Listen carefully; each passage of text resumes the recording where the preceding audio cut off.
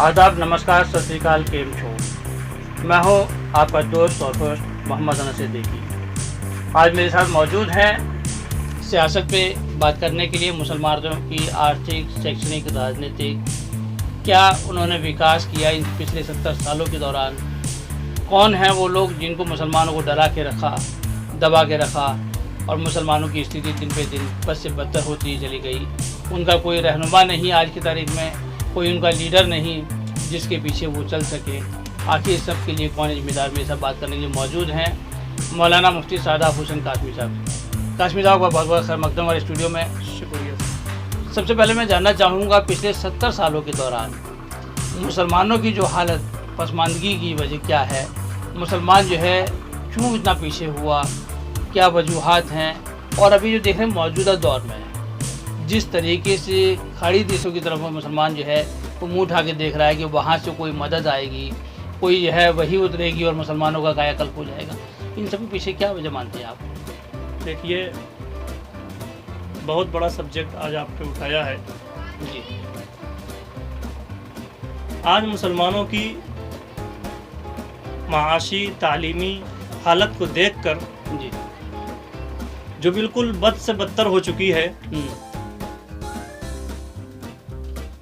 इससे महसूस होता है कि आज दुनिया के अंदर सबसे जाहिल और अनपढ़ कौम लोग मुसलमान को समझ रहे हैं जी। इसके पीछे कौन है जिम्मेदार, किसकी खता है, कौन जवाबदेह है इसका? क्या 4.5 लाख मदारिस या 10 लाख से ज्यादा उलमा इकराम या मदारिस या मसाजिद को इमदाद करने वाले वो साहिब सरवत मुसलमान हैं, या वो लोग हैं जिन्होंने 70 सालों से मुस्लिम वोटों का सौदा किया, वो सौदागर हैं? कौन लोग इसके पीछे जिम्मेदार हैं? यही आज हिंदुस्तान के मुसलमान जानना चाहते हैं, हिंदुस्तान जानना चाहता है आपसे। मैं कहना चाहता हूं उन तमाम कायदीन से, उन तमाम रहनुमाओं से, उन तमाम मुसलमानों के लीडर, दावा करने वाले लीडरों से जी कि जिस पार्टी की आपने 70 सालों से मुखालफत करना, उसकी आलोचना करना आपने अपना नस्बुल आइन समझ रखा था, आपने अपना मकसद जिंदगी समझ रखा था, आज उसी पार्टी के वजीर आजम के कहने, वजीर आजम के देने पर 500 रुपए के लिए आपकी मुस्लिम खवातीन इस कदर लाइन में लगी हुई हैं, जो पेट का दर्द महसूस करके, पुलिस के डंडे को महसूस करके फिर भी 2-2 किलो, 3-3 किलोमीटर लाइन में लगी हुई हैं। इससे साफ जाहिर होता है कि मुसलमानों की रहनुमाई के दावा करने वाले, मुसलमानों के लीडर बनने वाले, इन्होंने मुसलमानों को बिल्कुल गारत कर रखा है और मुसलमानों को उस दहाने पर छोड़ रखा है जहां उनको, उनके सोच पर वो तहकीक नहीं कर सकते, वो रिसर्च करने पर उनकी पाबंदी है। असल में हुआ क्या है, मुसलमानों के अंदर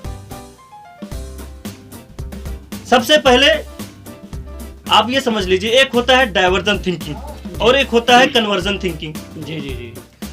कन्वर्जन थिंकिंग के लोग ये चाहते नहीं है कि कभी इनके दरमियान डाइवर्जन थिंकिंग के लोग आए।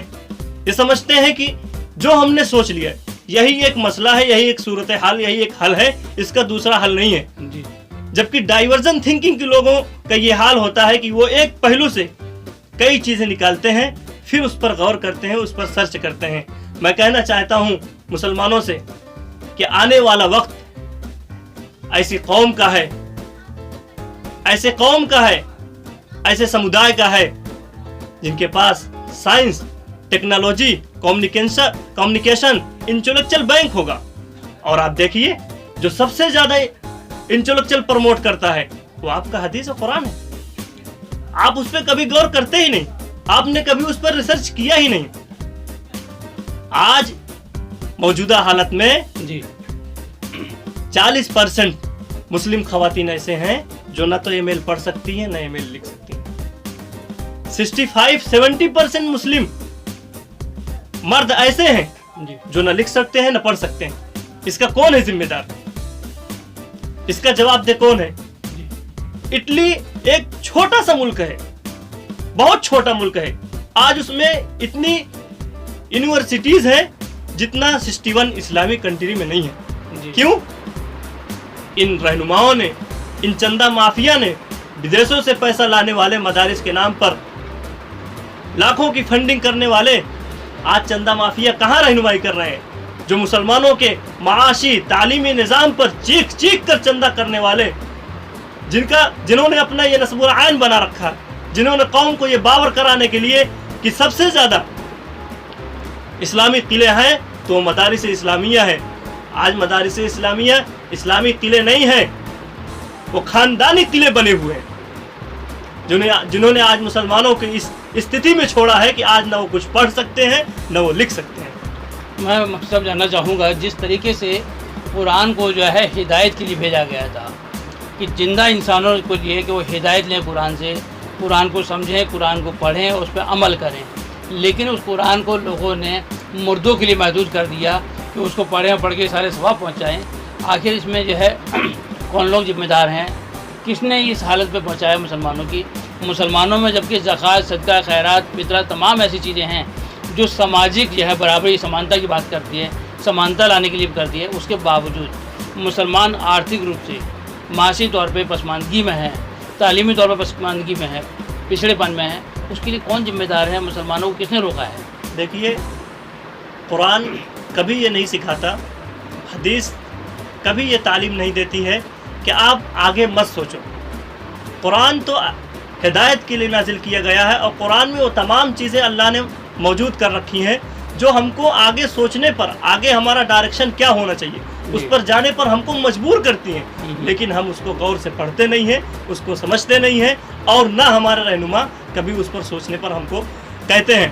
आज दुनिया के अंदर जबकि लोग आज़ादी की बात कर रहे हैं, आज हमारे मदारिस इस्लामिया के निसाब देख लीजिए, ज़कात और सदक़ात, फितरात इकट्ठा करने वाले मदारिस पर देख लीजिए, वही सूरत हाल है, वही उनके अंदर बादी और गुलाम का सबक पढ़ाया जा रहा है। आज दुनिया बिस्लरी, फ्रिज और आरओ के पानी की बात कर रही है, आप वही निसाब पढ़ा रहे हो, कुएं, डोल, रस्सी वाला। कहाँ चले गए आप? क्या वक्त के बदलते हुए अल्लाह के नबी ने नहीं कहा था कि वो तमाम चीज़ों पर गौर करो? मुस्लिम तो एक जिंदा कौम है और जिंदा कौम के लिए कुरान उतारा गया है, कुरान मुर्दा कौम के लिए नहीं उतारा गया है। आज लोगों ने इसको, आज जिसको भी देखो कुरान बेच रहा है, कुरान बेच रहा है, कोई ताबीज़ गंडे बेचकर पैसा कमा रहा है। आज हमारे मौलवी हजरत कहाँ चले गए? जन्नत के नाम पर छोटे चीज़ों पर पैसे से बेच रहे हैं। कोई ताबीज़ बेच रहा है, कोई इल्म बेच रहा है। क्या यही कुरान आपको दर्स दे रहा है? क्या यही तालीम दे रही है? और हमारे प्रोफेट ने यही तालीम दिया था। मेरा एक सवाल कि जो आपने बात कही तालीम की, कुरान ने जो है जो दर्स दिया उसके मुताबिक हम चलने के लिए तैयार नहीं, उसमें अमल नहीं कर रहे हैं। पिछले दिनों तबलीगी जमात में जिस तरीके से वहाँ लोग ठहरे हुए थे मस्जिद में, और वहाँ पे दर्स दिया गया कि साहब अगर मस्जिद में आप रहेंगे और कोई अगर बीमारी से मौत हो जाती है तो आप जन्नत में जाएंगे, शहादत का दर्जा होगा। उनको जो है हॉस्पिटलाइज नहीं कराया गया, क्वारंटाइन नहीं किया, बाद में पुलिस और प्रशासन की मदद से उनको क्वारंटाइन किया गया, उनका इलाज किया गया। तो ये जो दर्स दिया गया था, इसको आप कुरान की रूह से क्या देखते हैं? तो ये सुसाइड था, आत्महत्या की तरफ प्रेरित करना था, या सुसाइड बम बनाने के मकसद था, या इस्लाम के जो है तौहीन है? क्या इस देखिए, सबसे बड़ी वजह जो है जी कि कुरान की तालीम देने वाले आज जोहला हो गए। लंबी फहरिस्त है एक, अपने आप को मुस्लिम धर्म गुरु, मुस्लिम लीडर, और मुसलमानों को उन्हीं के अंदर उलझा के रखा भी गया, जिन्होंने जिहालत की तालीम दी। हमेशा कुरान कभी ये नहीं सिखाता कि आप किसी बीमारी को छुपा लें, किसी ऐसी जगह पर आपकी अपने कहने पर मौत हो जाए, अपने आप में कोई ऐसा जुर्म करें आप कि आपकी मौत हो जाए या खुदकशी में शामिल है। कभी इससे जन्नत नहीं मिलेगी। आप तारीख का हवाला उठा कर देखिए, अल्लाह के रसूल ने क्या कहा था? कोई भी काम करने से पहले हज़रत बिलाल को हुक्म दिया था, आकिल सुम्म तवक्कल, पहले ऊँट की रस्सी को मजबूती से बांधो, फिर ऊँट पर भरोसा करो कि वो नहीं भागेगा। साहब, आप किस डायरेक्शन में लेके जा रहे हैं मुस्लिम समुदाय को? आज मुसलमानों को हमारा रहनुमा कहाँ लेके जाना चाह रहे हैं? क्या चारों तरफ से हमारी जो पिटाई हो रही है, इस पर आप सुधर नहीं रहे हैं? आपकी आंखें नहीं खुल रही हैं? आपका बाइकाट किया जा रहा है इंटरनेशनल लेवल से। आप कहाँ चले गए? किस कुरान की तालीम आप दे रहे हैं? क्या आपकी पिटाई हो रही चारों तरफ? क्या हुजूर ने आपको इसी डायरेक्शन में तालीम देने को कहा था? या कुरान की कौन सी आयत है जो कहती है कि आप कुछ मत करो, सिर्फ तवक्कुल करो, अल्लाह ऊपर से जन्नत से मन्ना और सलवा भेजेगा, ऊपर से आपके लिए खाना भेजेगा, आप बिल्कुल रोजी रोजगार के लिए माशत की तरफ आप जाइए मत। कुरान कहाँ सिखाता है, आप बता दें। यानी कि वो लोग जो कुरान के आड़ में गुमराही की बात कर रहे हैं, मुनाफिकत की बात कर रहे हैं, मुनाफिकाना हरकत कर रहे हैं, कुरान से उसका कोई दूर दूर वास्ता नहीं है ये वो लोग। दूसरा मेरा कि जिस तरीके से तबलीगी जमात के जो मस्कुरा जमात हो, जो महिलाओं की जमात होती थी, परसों जो है हॉस्पिटल के अंदर लेने पे पकड़ जब आई, उसने कहा कि यहाँ पे हमारा इलाज नहीं हो रहा है। कितनी महिलाएं थी, उस पर अभी तक कोई बाहर मामला नहीं आया, आंकड़ा बाहर नहीं आया, पुलिस ने उस पर कार्रवाई नहीं की है। दूसरा इन्हीं का ही पार्ट 2 जो मस्जिद फैज़ इलाही तुर्कमान गेट है, वहाँ से भी जमातें जाती थी, लेकिन उस पर जो है मीडिया का ध्यान नहीं गया है, पुलिस प्रशासन का ध्यान नहीं गया है। वहाँ भी आसपास का जो एरिया है पूरी तरीके से क्वारंटाइन किया गया है, बहुत सारे मरीज़ पाए गए कोरोना के। इसको आप किस रूप से देखते हैं? देखिए, 2-3 बातें आपने कही हैं कि मस्तूरात जो जमात में निकलती हैं जी, और वो भी देश के अलग अलग खित्तों में गए जी, सबसे पहले तो ये समझ लीजिए कि मौजूदा मुरव्वत जो तबलीग है, इस तबलीग का कहीं तस्करा नहीं है जी, कहीं इसका कुरान हदीस से आप दलाल दे ही नहीं सकते कि इस तरीके से आप तबलीग करें और आप मस्तूरात को लेके जाएं, उसमें तमाम तरीके से बेहुरमती हो। उन तमाम चीज़ों को हम नहीं खोलना चाहते हैं जो तबलीग में जाने के बाद मुस्लिम कौम के ऊपर, मुस्लिम महिलाओं के ऊपर वो परेशानियाँ पेश आई हैं। दूसरी बात मैं कहना चाहूँगा कि वो मस्तूरात कहाँ चली गई जो मरकज़ निज़ामुद्दीन आई थी कसीर तादाद में, और वो भी इस कार्यक्रम में, इस प्रोग्राम में शरीक हुई थी, वो भी देश के अलग अलग खित्तों में पहुंची हैं और न जाने कितने लोगों को उन्होंने संक्रमित किया होगा। तो आज उन्हें भी खुलकर सामने आना चाहिए और ऐसी सूरत हाल में फैज़ आम का आपने तस्करा किया जी, उन लोगों को भी सामने आना चाहिए। क्या उन्होंने सरकार से डीलिंग की? क्या केजरीवाल से उनकी समझौता हुई है कि उनके लोगों को नहीं छेड़ा गया? वो भी तो कार्यक्रम किए थे अपने यहाँ, सालाना कार्यक्रम उनके यहाँ, दोनों के यहाँ एक बराबर होता है, एक ही तारीख में होता है, आगे पीछे जी, एक ही समय पर होता है। तो उनके यहाँ के लोग कहाँ चले गए? मीडिया की आज उस पर नज़र नहीं है। मैं वही जानना चाहूँ कि तबलीगी जमात निज़ामुद्दीन पे सबकी निगाहें थी और उसमें जो महिलाएं थी, जो मस्कुरा जमात थी, उन पर ध्यान नहीं दिया गया, उसको नज़रअंदाज कर दिया पूरी मीडिया ने, पुलिस प्रशासन ने। जो मस्जिद फैज़ इलाही में जो तबलीगी जमात वहाँ से भी चल रही थी बराबर, क्योंकि कुछ साल पहले इनमें आपस में झगड़े हुए, दोनों में टुकड़े हुए, अलग अलग हिस्से बन गए। इनके ऊपर कहीं एक तरफा कार्रवाई, दूसरी कोई मामले को संज्ञान में नहीं लिया, ना मीडिया ने, सरकार ने। और वहाँ के लोग, जबकि वहाँ जो सामने तुर्कमान गेट है, सामने हज मंजिल है, आसपास का एरिया, वहाँ पे बहुत सारे लोग कोरोना वायरस से संक्रमित पाए गए हैं, उसको जो हॉटस्पॉट जो घोषित किया है। तो ये जो छिपाना चीज़ों को, ये सुसाइड के तौर पे नहीं देखते आप इसको? देखिए, बिल्कुल ये एक तरीके से पूरे हिंदुस्तान को, पूरे भारत को एक खतरे की घंटी है उसके लिए। जी, जिस तरीके से छुपाया गया और निज़ामुद्दीन को टारगेट किया गया, बल्कि बाकी तुर्कमान गेट, मस्जिद फैज़ आम को छुपाया गया, जी, ये एक तरीके से धोखाधड़ी हुई है लोगों के साथ। और महिलाओं पर क्यों मीडिया की नज़र नहीं गई? क्या किसी ने रोका था?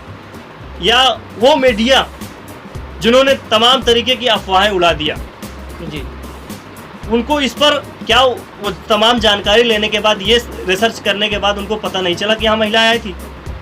पुरुष के साथ महिलाएं भी आती हैं मरकज़ में, फिर उन पर भी आपने कार्रवाई क्यों नहीं की? उन पर आपने आवाज़ क्यों नहीं उठाई? क्या उसी की बदौलत आज पूरे देश के अंदर जो क्वारंटाइन हो रहे हैं, लोग निकल कर आ रहे हैं, कोरोना उन्हीं से फैला है? हो सकता है फैला हो, तो इस पर भी आवाज़ उठानी चाहिए, इस पर भी आप गौर करें। ये थे हमारे साथ बहुत सारे, आपने देखा मुख्तलिफ मौजू पे बात की। मुफ्ती शादाब हुसैन काशमी साहब जो है, जिन्होंने महिलाओं की बात कही, मुसलमानों के विकास की बात कही और उसके विकास के पीछे जो विनाशकारी शक्तियाँ हैं उनके ऊपर चर्चा की। आखिर जो है जिस तरीके से अभी देश कोरोना वायरस से लड़ रहा है, कोविड-19 से लड़ रहा है, जो लोग भी इससे प्रभावित लोग हैं, चाहे वो हिंदू हो, मुस्लिम हो, किसी भी धर्म संप्रदाय की हो, पुरुष हो, महिला हो, बुज़ुर्ग हो, बच्चे हों, उन सबको आगे आकर आने के अपना जो है टेस्ट कराना चाहिए, इलाज कराना चाहिए। जब सरकार सुविधाएं दे रही है, اس سویدھا کا لابھ اٹھائیے اور آپ جو ہے آتم ہتیا مت کیجیے۔ اسلام کے اندر آتم ہتیا کرنا کہیں سے کہیں تک جائز نہیں ہے۔ آپ اگر یہ سوچتے ہیں کہ جماعت میں جا کر کے اور اس طریقے سے آپ سوسائٹل بم بنیں گے، آتم ہتیا کریں گے اور آپ کو جنت مل جائے گی، یقین جانیے آتم ہتیا کرنے کے لیے، سوسائڈ کے لیے کہیں بھی جنت میں کوئی جگہ نہیں ہے۔ جنت تو چھوڑیے، دوزخ میں بھی ہو سکتا ہے آپ کو صحیح جگہ نہ ملے۔ تو آپ دیکھ رہے تھے ہمارا ایک خاص پروگرام، بہت بہت شکریہ۔